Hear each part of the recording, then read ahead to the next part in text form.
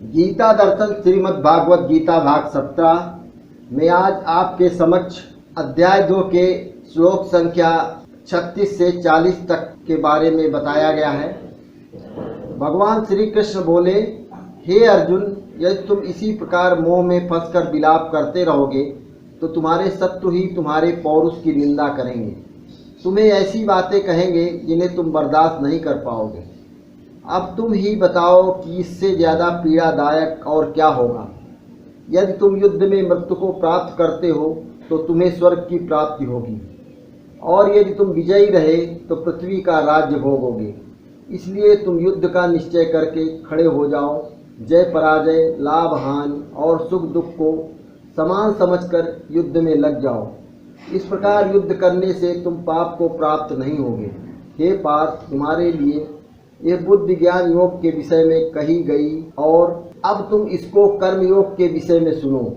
जिस बुद्धि से युक्त होकर तुम कर्मों के बंधन को नष्ट कर सकोगे, इस कर्मयोग में आरंभ का नाश नहीं है और इसमें उल्टा फल रूप दोष भी नहीं है, बल्कि इस कर्मयोग रूप धर्म का थोड़ा सा भी साधन जन्म मृत्यु रूपी महान भय से रक्षा कर लेता है।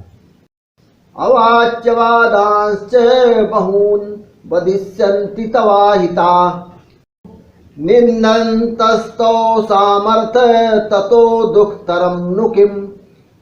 शत्रुगण तुम्हारे सामर्थ्य की निंदा करते हुए तुम्हें बहुत से न कहने योग्य वचन भी कहेंगे, उससे अधिक दुखदायक और क्या होगा। Your enemies will say insulting, derogatory words condemning your ability. What is more painful than that?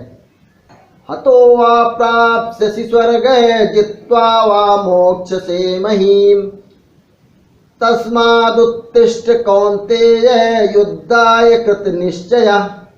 यदि तुम युद्ध में मारे गए तो तुम स्वर्ग को प्राप्त करोगे, अन्यथा युद्ध में जीत कर पृथ्वी का राज्य भोगोगे। इसलिए हे अर्जुन, तुम युद्ध का निश्चय करके खड़े हो जाओ। If you are killed in the battle, you will reach heaven. On victory, you will enjoy the kingdom on earth. So, O son of Kunti, arise with determination to fight. सुख दुःखे समे कृत्वा लाभालाभौ जया जयौ, ततो युद्धाय यज्ञस्व नैनं पापं वाप्स्यसि। जय पराजय, लाभ हानि और सुख दुख को समान समझकर युद्ध में लग जाओ। इस प्रकार युद्ध करने से तुम पाप को प्राप्त नहीं होगे।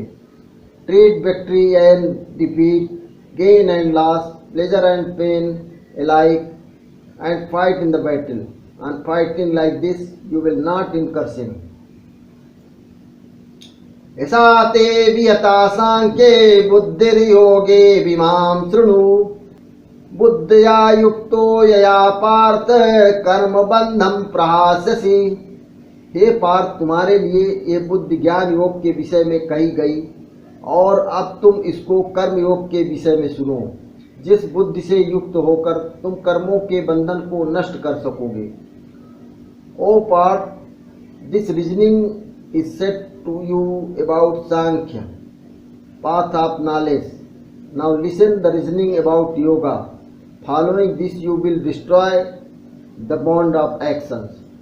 नेहा विक्रमनाशोस्ते प्रत्यावातो न विद्यते, स्वल्पं प्यस्य धर्मस्य त्रायते महतो भयात्। इस कर्मयोग में आरंभ का नाश नहीं है और इसमें उल्टा फल रूप दोष भी नहीं है, बल्कि इस कर्मयोग रूप धर्म का थोड़ा सा भी साधन जन्म मृत्यु रूपी महान भय से रक्षा कर लेता है।